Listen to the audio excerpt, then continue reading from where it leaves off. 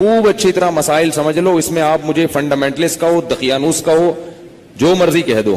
میں اللہ کا حکم آپ کو سنا رہا ہوں, عمل کرنا ہے کرو, نہیں کرنا ہے تو جیسے چل رہے ہو چلتے رہو, ہم سے سوال نہیں ہوگا. بہت بے احتیاطیاں ہوتی ہیں. ہم لوگ ہندو نہیں ہیں, عیسائی نہیں ہیں. مسلمان بننا ہے تو تمیز سے بنو بھائی, نہیں بننا ہے تو پھر انگریزوں کے کلچر کو فالو کرو, وہ بہت ایڈوانس جا رہے ہیں آج کل. بار بار کہتا ہوں یہ کیا نہ ادھر کے نہ ادھر کے.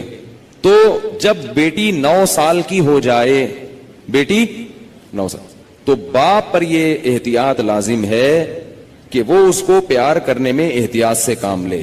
بہتر یہ ہے کہ اپنی باڈی کو اس کی باڈی سے دور رکھے. پیار کرنا ہو سر پہ ہاتھ رکھے, بیٹی سر پہ پیار کرے, گالوں پہ یا ہونٹ پہ پیار نہ کرے. 9 سال کی بچی احتیاط کرے اس سے, یہ احتیاط کی عمر ہے. اور جب بالغ ہو جائے پھر تو ہرگز اس کی اجازت نہیں ہے. کیونکہ مسئلہ یہ ہے کہ باپ اگر بیٹی کو اس طرح سے پیار کرے اور خدا نخواستہ باپ کے دل میں شہوت پیدا ہو گئی, اور اس کی کچھ تفصیل ہے, یہ خود سے فیصلہ نہ کریں, مفتی سے کسی مفتی کے سامنے پوری صورتحال رکھیں. تو اگر یہ شہوت پیدا ہو جائے تو اس بیٹی کی ماں اس باپ پر ہمیشہ کے لیے حرام ہو جاتی ہے. شریعت میں جو سیکچول ریلیشن ہے وہ ایک وقت میں ایک عورت کے ساتھ ہو سکتا ہے. ماں سے ہو گیا تو بیٹی سے نہیں ہو سکتا, بیٹی سے ہو گیا تو ماں سے نہیں ہو سکتا. ایسی اجازت نہیں ہے کہ ادھر بھی اور ادھر بھی, نہ نہ نہ نہ. سوتیلی بیٹی جو ہے نا, قرآن نے کیا کہا ہے کہ جب کسی عورت سے نکاح ہوا تمہارا اور نکاح کے بعد اس عورت سے تمہارا سیکچول ریلیشن قائم ہو گیا تو اس عورت کی بیٹی تم پر ہمیشہ کے لیے حرام ہو گئی. اب اس بیٹی سے کبھی بھی قیامت تک کے لیے نکاح نہیں ہو سکتا. اگر وہ ریلیشن قائم نہیں ہوا اور ریلیشن قائم ہونے سے پہلے طلاق ہو گئی تو بیٹی سے شادی ہو سکتی ہے. قرآن کی اس آیت سے فقہا نے, امام ابو حنیفہ نے اور ان کے شاگردوں نے اور بہت سارے تابعین نے استدلال کیا ہے کہ اسلام میں ایک وقت میں جس عورت سے ریلیشن ہوا اس کی ماں سے اس کی بیٹی سے ریلیشن نہیں ہو سکتا. نہ حلال, اور حرام تو ویسے ہی حرام ہے, حلال ریلیشن بھی نہیں اب ہو سکتا. کسی عورت سے جب ریلیشن ہو گیا تو بیٹی سے اب حلال شادی بھی نہیں ہو سکتی, قرآن نے منع کر دیا. کسی عورت سے اگر خدا نخواستہ زنا ہو گیا, اب اس عورت سے تو شادی ہو سکتی ہے, اس کی ماں سے یا اس کی بیٹی سے شادی نہیں ہو سکتی. خوب سمجھ لیں یہ مسئلہ اچھی طرح سے. اسی طرح یاد رکھو کہ اگر داماد نے خدا نخواستہ بہو کے سسر کے ساس کے ساتھ, داماد اور ساس میں کوئی ریلیشن ہوا سیکچول, کس میں؟ داماد میں اور ساس میں, تو یہ جو ساس کی بیٹی ہے یہ اس پر ہمیشہ کے لیے حرام ہو جائے گی. اسی طرح بہو میں اور سسر میں ہو گیا تو یہ بہو اپنے شوہر پہ ہمیشہ کے لیے حرام ہو جائے گی. بات آ رہی ہے سمجھ میں؟ اگر کہیں ایسا ہوا ہو تو خود سے فتویٰ نہ دے دیں, کسی مفتی کے سامنے باقاعدہ رکھیں. بعض لوگ خود مفتی بنتے ہیں, اس میں کچھ ڈیٹیل ہے مزید, وہ میں ڈیٹیل اگر بتاؤں گا تو بہت لمبی بات ہو جائے گی. تو کسی کے ساتھ ایسا خدا نخواستہ ہوا ہو تو خود سے فیصلہ نہ کرے, کسی مفتی کے سامنے پوری, کچھ شرطیں ہیں. تو میں ڈیٹیل میں نہیں جا رہا, میں صرف آپ کو مسئلے کی حساسیت بتا رہا ہوں کہ احتیاط, بولو بھائی, ضروری ہے. کن رشتوں سے احتیاط ضروری؟ سگی بیٹی سے احتیاط ضروری, بیٹے کا اپنی ماں سے احتیاط ضروری, ساس سے احتیاط ضروری, داماد سے احتیاط ضروری. یہ وہ رشتے ہیں. سوتیلی بیٹی سے احتیاط ضروری. کسی عورت سے آپ نے شادی کی, اس کی بیٹی آپ کی محرم ہے, لیکن اگر اس سوتیلی بیٹی سے سیکچول ریلیشن ہو گیا تو وہ بیٹی تو حرام تھی, اس کی ماں بھی ہمیشہ کے لیے حرام ہو گئی. ایسے واقعات آتے ہیں. کسی خاتون سے نکاح کیا, اس کی بیٹی بھی ہے, اب بیٹی سے سر کی مالش کروا رہے ہیں, بیٹی سے پاؤں دبوا رہے ہیں. یہ کیا بے شرمی ہے بھائی؟ جوان بیٹی سے جو ہے نا وہ پاؤں دبوا رہے ہیں, سر کی مالش کروا رہے ہیں. اور بہت سارے ایسے واقعات آتے ہیں, فون آتے ہیں کہ جی جوان بیٹی تھی, اس سے ایسے میں کر رہا تھا تو مجھے شہوت پیدا ہو گئی, میں کیا کروں؟ کیا کریں بھائی, آپ کی بیوی حرام ہو گئی اور کیا کرو؟ حضرت یہ کیا, مجھے تو پتہ ہی نہیں تھا. شریعت کے علم, مسئلے کا علم نہ ہونا اس سے یہ تھوڑی کہ شریعت ہی بدل جائے گی. آپ گئے پاکستان آئے, آپ کو نہیں پتا کہ لال بتی پہ گاڑی روکنی ہے اور ہری پہ چلانی ہے, آپ کو پتہ نہیں تھا. لال بتی پہ آپ سگنل توڑ کے آگے چلے گئے, پولیس والے نے روکا تو آپ کہہ رہے مجھے تو پتہ ہی نہیں تھا کہ لال پہ روکتے ہیں. چھوڑ دے گا آپ کو وہ؟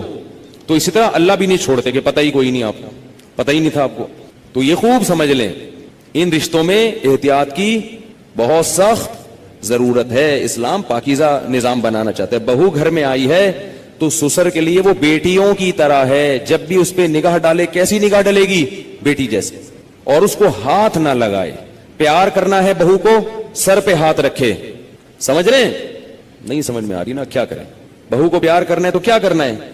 सर पे हाथ रखना है, बस बेटियों की तरह बस सर पे हाथ रखा बस। कैसे बेशर्मी के वाकयात आ रहे हैं। खवातीन बताती हैं, ससुर साहब आ रहे हैं, वो खवातीन कहीं खातून आई हैं बहू अमेरिका से, ससुर साहब एयरपोर्ट पे लेने पहुंचे हुए और गले मिल रहे हैं उससे। बहू को तकलीफ हो रही है, उसको शर्म आ रही है कि हमारे ससुर क्या कर रहे हैं, उसको शर्म महसूस हो रही है कि मेरे ये ससुर साहब कैसे हैं, लेकिन वो बेचारी बोल नहीं सकती। और कितनी ज़ौजा की आपकी एक वक्त में 9 सहाबा कम खाते थे और इतनी भारी भरकम तलवारें उठा के मैदान जंग में लड़ते थे। अच्छा, 3 काम जो मजहब ने बताए हैं वो कर लो, समझदार डॉक्टर भी इसी का मशवरा देंगे इंशाल्लाह। जो मजहब ने 3 काम बताए हैं ना सेहत के हवाले से, वो कर लो। नंबर 1, मजहब गोश्त खाने की आपको तरगीब देता है तो खा लिया करो। ऐसा ना हो कुछ तहकीक बदल जाए और बाद में कहे कि जी वो जो गोश्त नहीं खाते उनको हार्ट अटैक का खतरा ज्यादा होता है, ठीक है ना? ऐसा ना हो कि उल्टा हो जाए मामला। तो जो खा रहे हो तो अपनी जिम्मेदारी पे मर जाओ, कोई मसला नहीं है। तो पहली बात, गोश्त ना छोड़ो। दूसरी बात, आपने क्या करना है, हमारे नबी सल्लल्लाहु अलैहि वसल्लम ज्यादा खाया करते थे या ज्यादा खाने की तरगीब दी है या भूखा रहने की तरगीब दी है? कम खाने की नहीं, भूखा रहने की। कम खाना तो बहुत कम खाने का मतलब खाएं। हमारे नबी की जो सीरत है वो है, ए अल्लाह एक वक्त खाने को मिले तो शुक्र अदा करूं और एक वक्त भूखा रहूं मैं, तो सब्र करूं मैं। समझते हो कि नहीं समझते? और आप सल्लल्लाहु अलैहि वसल्लम ने फरमाया, मेरी उम्मत में, जो हदीस का मफहूम मैं अपने अल्फाज में बयान कर रहा हूं, आपने फरमाया खैरुल कुरूनी करनी सुम्मल्लज़ीना यलूनहुम सुम्मल्लज़ीना यलूनहुम, सबसे बेहतर मेरा जमाना है, फिर उसके बाद वाला, फिर उसके बाद वाला। फिर आपने फरमाया यफ्शुल कज़िब, झूठ फैल जाएगा, यानी बुराई आना शुरू। और उन्हीं बुराइयों में आपने बताया कि झूठी गवाहियां, और उन्हीं में आपने बताया कि लोग ज्यादा खाना शुरू कर देंगे। ये नहीं फरमाया कि हराम खाना शुरू कर देंगे, ना ना ना ना, हलाल खाएंगे मगर ज्यादा। तो ज्यादा खाने को भी किस में शामिल किया जा रहा है? बुराई में शामिल किया जा रहा है। यानी उम्मत इतनी बुरी हो जाएगी, खूब खाना शुरू कर देगी, खाना बहुत खाएगी। तो कम खाने की तरगीब है, कम खाने की तरगीब है। इतनी तरगीबात है ना कम खाने की कि हमें तो अपने बारे में ऐसा लगता है कि यार पता नहीं हमारा होगा क्या। नहीं, अगर हम पैगंबर सल्लल्लाहु अलैहि वसल्लम से क़यामत के दिन मिले और अपने पराठों के, हमने किसी ने बता दिया कि ये 2 पराठे सुबह नाश्ते में खाया करते थे, तो उम्मीद तो है कि इंशाल्लाह इन चीजों पे पकड़ नहीं होगी। ये तरगीबी चीजें, कोई वाजिब हुक्म नहीं है, लेकिन हम जाएंगे कहां? तो हम बहुत खाते।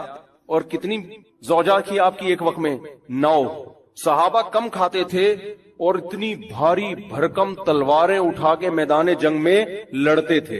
अच्छा, 3 काम जो मजहब ने बताए हैं वो कर लो, समझदार डॉक्टर भी इसी का मशवरा देंगे इंशाल्लाह। जो मजहब ने 3 काम बताए हैं ना सेहत के हवाले से, वो कर लो। नंबर 1, मजहब गोश्त खाने की आपको तरगीब देता है तो खा लिया करो। ऐसा ना हो कुछ तहकीक बदल जाए और बाद में कहे कि जी वो जो गोश्त नहीं खाते उनको हार्ट अटैक का खतरा ज्यादा होता है, ठीक है ना? ऐसा ना हो कि उल्टा हो जाए मामला। तो जो खा रहे हो तो अपनी जिम्मेदारी पे मर जाओ, कोई मसला नहीं है। तो पहली बात, गोश्त ना छोड़ो। दूसरी बात, आपने क्या करना है, हमारे नबी सल्लल्लाहु अलैहि वसल्लम ज्यादा खाया करते थे या ज्यादा खाने की तरगीब दी है या भूखा रहने की तरगीब दी है? कम खाने की नहीं, भूखा रहने की। कम खाना तो बहुत कम खाने का मतलब खाएं। हमारे नबी की जो सीरत है वो है, ए अल्लाह एक वक्त खाने को मिले तो शुक्र अदा करूं और एक वक्त भूखा रहूं मैं, तो सब्र करूं मैं। समझते हो कि नहीं समझते? और आप सल्लल्लाहु अलैहि वसल्लम ने फरमाया, मेरी उम्मत में, जो हदीस का मफहूम मैं अपने अल्फाज में बयान कर रहा हूं, आपने फरमाया खैरुल कुरूनी करनी सुम्मल्लज़ीना यलूनहुम सुम्मल्लज़ीना यलूनहुम, सबसे बेहतर मेरा जमाना है, फिर उसके बाद वाला, फिर उसके बाद वाला। फिर आपने फरमाया यफ्शुल कज़िब, झूठ फैल जाएगा, यानी बुराई आना शुरू।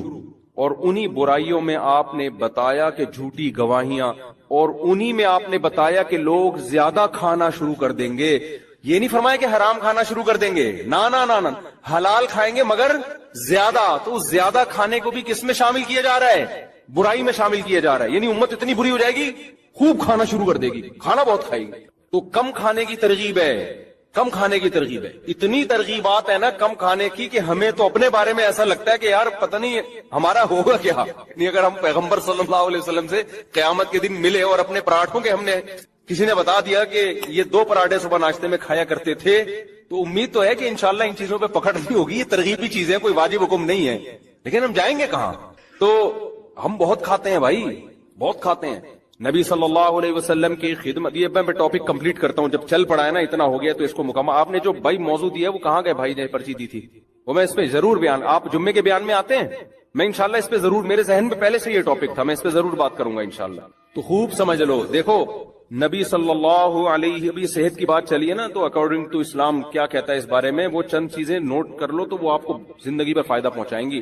نبی صلی اللہ علیہ وسلم نے فرمایا کہ 2 آدمیوں کا کھانا, ایک آدمی کا کھانا 2 کے لیے کافی ہے. طعام الواحد یکفی لاثنین, ایک آدمی کا کھانا 2 کے لیے کافی ہے. یہ صحیح حدیث ہے. جتنے میں 2 آدمی, ایک آدمی سیر ہوتا ہے نا, اس میں اصل میں 2 کے لیے کافی کا کیا مطلب, سیر تو نہیں ہوتے, لیکن جتنی آپ کو انرجی چاہیے, جتنا آپ کو زندہ رہنے کے لیے, ایک مناسب لائف گزارنے کے لیے جتنی خوراک چاہیے, تو جتنا ایک آدمی کھا رہا ہے وہ کتنے کھانا شروع کر دیں, 2 کھانا شروع کر دیں تو وہ کافی ہو جائیں گے. اور ہمارے ہاں جتنا ایک کھاتا ہے, جتنا ایک کو کی خوراک ہے تو وہ 2 کی کھاتا ہے. وہ اس حدیث پہ کیسے عمل کر رہا ہے, الٹا. جتنا ایک میں سیر ہو جاتا ہے نا, حدیث تو کہہ رہے ہیں تم ایک میں جتنا پیٹ بھر جاتا ہے تو آدھے میں اس کا آدھا کر دو. اور میں آپ کو بتاؤں, جب آپ آدھا کرو گے نا, پھر جو آپ گوشت کی یخنی پیو گے, اوہ جو ہمارے نبی نے یوم نہر میں, مزہ آئے گا آپ کو. صحیح ہے نا, مزہ آئے گا, مزہ آئے گا. تو آدھا کر لو اس کو. اور نبی صلی اللہ علیہ وسلم کی خدمت میں ایک کافر آیا, آپ صلی اللہ علیہ وسلم اکرام کرتے تھے, چاہے مسلم ہو غیر مسلم. آپ صلی اللہ علیہ وسلم نے اس کو دودھ پلایا. ہمارے ہاں دودھ پیا جاتا ہے ناشتہ کرنے کے بعد, 2 پراٹھے کھانے کے بعد, پھر آپ 1 گلاس دودھ پیتے ہیں اور کہتے ہیں کہ کیلشیم ملے گا, فیٹ ملے گا. کچھ بھی نہیں ملے گا اس سے, ٹھیک ہے, اس کے کھانچے کہیں ہیں ہی نہیں جہاں جا کے یہ فٹ. ہم جو نبی کی سیرت میں دودھ دیکھتے ہیں نا, اس میں 2 چیزیں نظر آتی ہیں ہمیں. ایک تو شدید بھوک میں, بھوک مٹانے کے لیے دودھ پیا گیا ہے, یعنی دودھ ایز اے کھانا استعمال کیا گیا ہے. ہمارے ہاں دودھ کو کھانا بولتے ہی نہیں ہے. دودھ جب شدید بھوک لگ رہی ہوگی نا, تو پہلے خوب بریانی اور نہاری طبیعت سے پھوڑنے پھاڑنے کے بعد پھر کہیں گے, کیونکہ حکیم صاحب نے کہا کہ رات کو دودھ پی کے سونا چاہیے, لہذا پھر دودھ پی کے سو کے ایک دن دھماکے کے ساتھ پھٹ پھٹا کے ہلاک ہو جائے گا.